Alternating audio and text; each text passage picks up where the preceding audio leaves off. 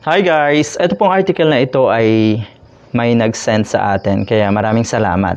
Araw-araw maraming nagsasend sa atin, kaya minsan late ko na nadidiscuss or nabibigyan ng time dahil nga sobrang dami.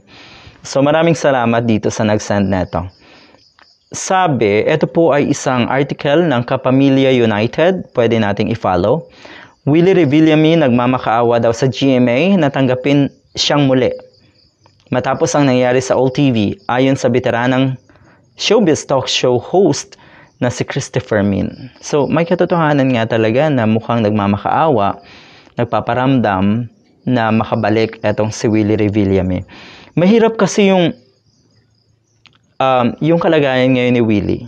Sabihin na natin meron pa rin siyang sweldo. Okay. Pero syempre, yung mga sponsors na alam natin na meron din siya talagang cut. Malaking bagay yun. At yung kanyang naipagmayabang na yaman na mga ari-arian, abay, mahirap or malaki ang maintenance niyan eh. 'Di ba? Malaki ang kailangan mo para i-maintain yung mga ari-arian mong yan. So talagang nag-worry ang mga katulad ni Willie Revillame. Totoo yun. Alright. So sana kasi hindi nagpadalos-dalos. Yung tipong naghangad siya ng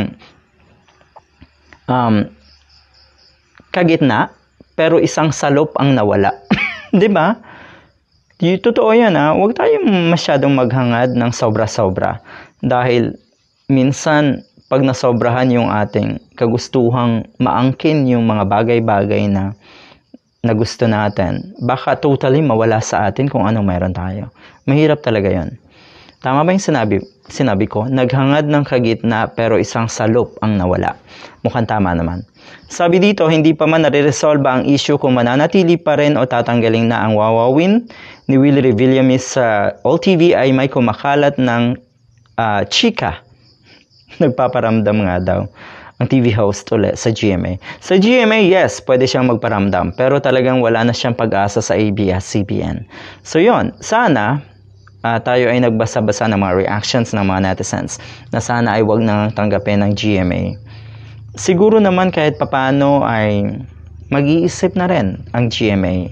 Magdadalawang isip na rin kung tatanggapin pa nga ba nila si Willie or hindi na. Alright, ito ang pinaksa ni Christopher Min kasama ang kanyang mga co-host.